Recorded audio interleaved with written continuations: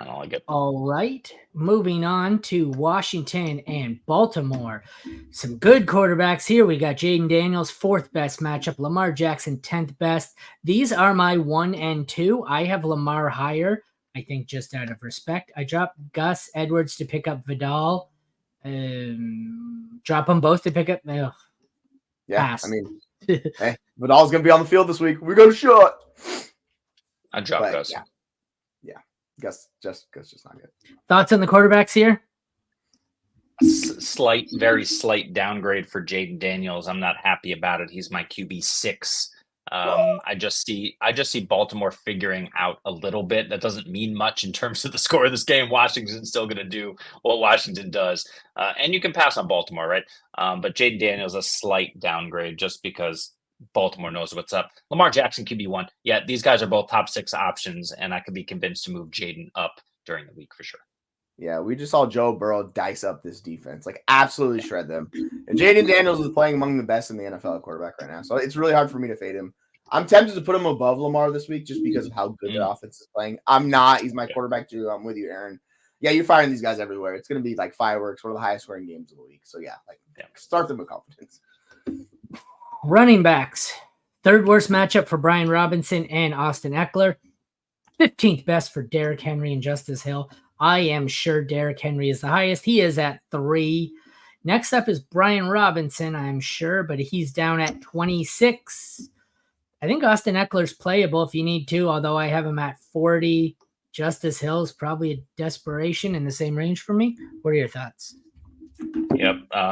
Derrick Henry's my RB1 this week. I think he gets it done all the way around. Like Jesse said, I think there's going to be a shootout. Is Jaden Daniels the biggest beneficiary of the shootout? I don't know. But I think Lamar and Henry just roll in this one. On the other side of the ball, I've got Robinson at 16. I've got Eckler in the low 20s, 28. So I like both of these running backs on Washington. Justice Hill is a desperation flex if you need him. Yeah, it's interesting with how these defenses are going. The Ravens are turning into more of a pass funnel, which is kind of interesting, and you're seeing how that works out this year. But yeah, so you could do the Eckler thing because of all the receptions he's likely to get in that role. I don't mind it. But yeah, Derrick Henry, it's a good matchup for him. You start him. He's top, I think I'm top 7. Brian Robinson, he's still doing a lot of injury, so I'm a little less bullish on him. He's like RB 18. Sure. But yeah, you want to fire him. There's so many points in this game. You just kind of trust the starting running backs because they're more than likely to find their way to the end zone this game. All right, the receiver. I say singular. There's one on each team. Terry McLaurin, third best matchup. Sixth best matchup for Zay Flowers. I gave them both as wide receiver 2s. I'm pretty confident starting either of them. I think it's Terry higher for me. Terry at 17. Actually, Zay at 16. So, like I said, wide receiver 2s, middle of the pack there. They both have some upside. They're both the only non-tight end target, non-running back target, I guess. I'm not starting Luke McCaffrey, De'Ami Brown, Rashad Bateman, Nelson Aguilar. I get there's desperation situations where they have some hope and prayer upside, but it's 2 wide receiver 2s for me and nobody else. What do you guys think? Yeah, I'm the same. They're 13 and 14 for me with Zay ahead, but both of those guys, I'm firing them up. The interesting thing is Luke McCaffrey. I just want to keep an eye on him. He had 3 targets last week. It seems like against a Cleveland team where they didn't even really need him in the passing game, but it seems like he's out there a lot more, and they're calling his name a lot more. So I like the idea of Luke McCaffrey. We'll have to see if that develops. And De'Ami Brown had a really nice game last week. So these aren't guys I'm necessarily starting, but I am monitoring them on Washington and seeing what they do this week.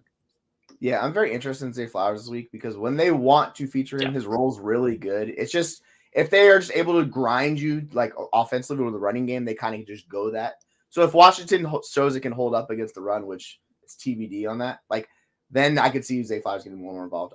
Terry McLaurin's been awesome. It's been really working with Jaden Daniels. I have him wide receiver 13. Zay Flowers just a little less bullish. He's wide receiver 17, but I like these guys a lot in this matchup. Yeah, and Bateman last week, 8 targets and a touchdown, but he's got a groin injury, so just monitor that. He would be a desperation flex if you need it. Tight ends, we have 6th best matchup for Zach Ertz, who I think I prefer out of all these guys because there's only one of him. Bad matchup, 28th best for the trio of Ravens tight ends, Andrews, Likely, Kohler. I don't really want to play any of these. I'm sure there's lineups where I have to play Andrews because I drafted him so high and don't have any other options, but he's tight end 13 for me. Isaiah Likely's at 12. Zach Ertz at 14, and then I don't think I have Kohler anywhere near there. Kohler's down in the 30s. So, yeah, not great. Not great. Thoughts? Yeah, I don't know what to do with Mark Andrews. He's still sitting on my bench for the time being. I have Likely 13 and Andrews 17 at the moment. Ertz in the middle at 15. So I think you can play any of these guys. I'd obviously prefer Likely in this, even though it's a tough matchup. But Zach Ertz, after a down week, I think he's definitely viable. And you probably don't have a ton better options than him if you're in a bad tight end situation. So yeah, you can play any of these guys. Mark Andrews, you might want to sit on your bench. Yeah, it's a better matchup for Zach Ertz, and he doesn't have the competition from Likely. And Kohler gets on the field for blocking. A lot of doing that because he's a really good blocking tight end. So that's why he's kind of cutting into Mark Andrews a little bit. But yeah, like I get it. Zach Ertz is dusty and old, but he's going to see targets, probably see more higher target share and everything than Mark Andrews. So you got to put him up there. He's tied at 13. Like you can just play him in this matchup.